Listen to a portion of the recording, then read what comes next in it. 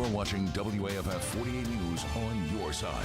This is breaking news. We come on the air with breaking news right now for our live streaming newscast. Good afternoon. I'm Gina Benitez. A teen accused of being responsible for a deadly drive-by in Sheffield has surrendered to police. Larmarion Bethany surrendered to police at around 9:30 this morning. It comes about 24 hours after police publicly declared him a suspect wanted on a murder warrant. Now, the charges are for the July 2nd shooting of Demilah Nixon Johnson. She was shot in the back in what police say was a drive-by. Police have said the 16-year-old from Florence was not a target. Her funeral was held over the weekend. We do have a crew working together. More information about the arrest in this case. Also breaking, parole has been denied for a former UAH professor in prison for murder.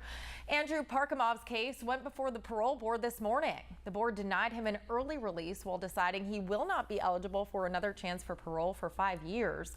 Parkamov is serving a 45-year sentence for the murder of his wife, Yelena Zakin, 45 years ago.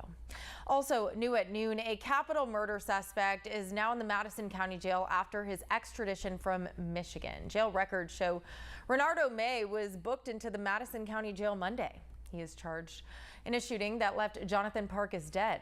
Now, this happened on Swancut Road near Triana on July 2nd. Investigators say he ran away to Michigan, where he was arrested late last month. So far, a court date has not been set. Authorities, meanwhile, are searching for a Marshall County teen they believe may be in danger. 18-year-old Dominic Lager was last seen at around 3:30 Sunday morning, leaving his home in Grant. This is what he looks like here. He was last seen wearing a red shirt, gray shorts, glasses, and Skechers sneakers. The Marshall County Sheriff's Office says Lager may be living with a condition that could cause judgment issues. He may be riding in a red car with a New Hampshire license plate. If you know where he could be, call 911. A Franklin County man is dead. He was killed after getting into a car crash. The Alabama Law Enforcement Agency says Daniel Hicks died after the car he was driving left the road and hit a tree. This happened last night about 3 miles south of Hodges. Now, Aaliyah is continuing to investigate this wreck. A Decatur man has been arrested on drug trafficking charges. Shannon Turner was arrested by the Morgan County Sheriff's Office Sunday. Turner is accused of trafficking fentanyl, and his bond is currently set at $250,000. All right, Eric Burke, another warm one out there. Going to be a warm week here, but some good news. It's going to look nice this weekend. I know it's only Tuesday afternoon, but you know, we could always think about Saturday and Sunday. A real treat here coming your way, and that's in the form of an August cold front. Usually we don't get too many of these cold fronts that not only will knock down our high temperatures, it will knock down your morning lows into the 50s and 60s for Saturday, Sunday, and Monday morning. And most noticeable all is going to be the humidity difference. Again, that's coming Friday into Saturday, but Gina pointed out before we get there, we've got some heat to deal with. Now, it's not oppressively humid like we saw through a lot of July and even early August. We've got high temperatures today.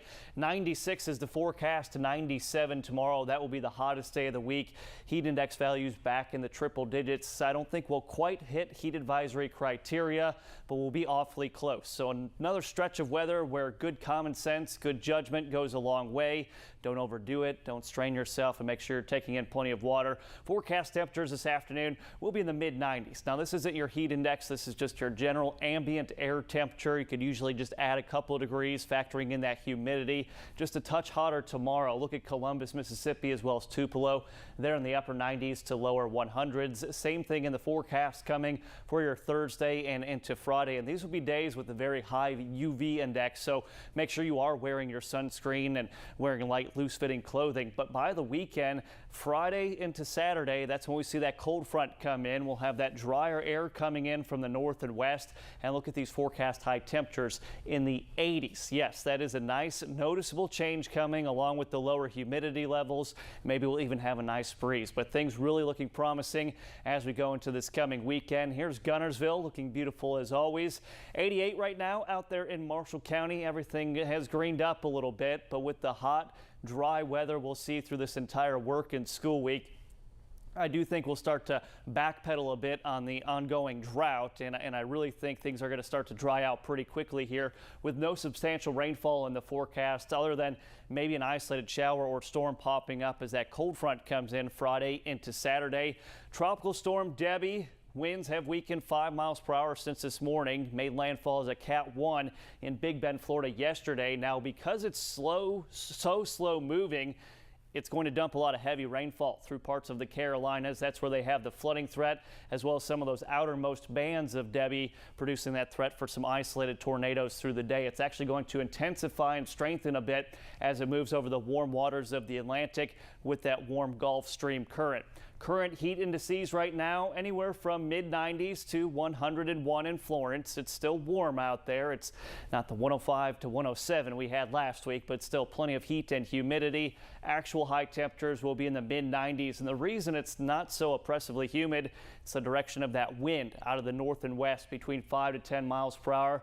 A clear evening, temperatures will continue to fall into about the upper 60s to low 70s. Tomorrow, heat index values 99 to 104. Mostly sunny there on Thursday. Just repeat it for your Friday.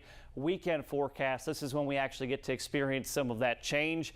Temperatures cooling back below average. 88 on Saturday. Maybe a stray shower, most likely early in the day. 86 mostly sunny and less humidity out there for your Sunday. So make those outside plans now. Great stretch of weather for another Trash Panda homestand out at Toyota Field, taking on our foes down south, the Birmingham Barons. 6:35 first pitch. Humidity levels starting to fall off here Friday into Saturday as that cold front comes through.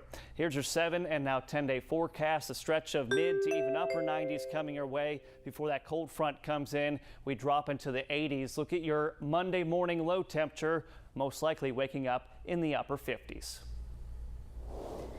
Eric, thank you. All new at noon, Vice President Kamala Harris has chosen her running mate. She picked Minnesota Governor Tim Walz. He has been the governor of Minnesota since 2019. He's a former high school teacher who spent time in the military. Now he is expected to appear with Harris during a rally in Philadelphia later today.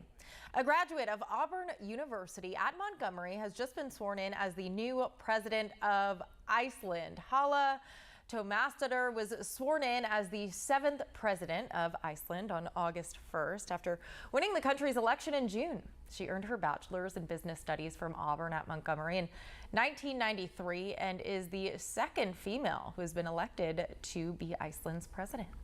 There are about 15 districts across North Alabama that are heading back to school tomorrow. They include Lauderdale County, Tuscumbia, and Sheffield City Schools, as well as Fort Payne City Schools.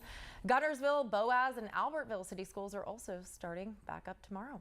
Well, certain Tennessee parents will be able to get free diapers for their kids tomorrow. People and children who are covered under the 10 Care and Cover Kids program will be able to receive up to 100 free diapers per month at certain pharmacies across the state.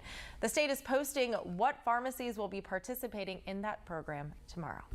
Well, thanks so much for joining us. We will be back here streaming 48 News at 4 while Olympic coverage continues on NBC. You can look for us on Roku, Amazon, Fire Stick, and YouTube. Our regular newscast will return tonight at 5.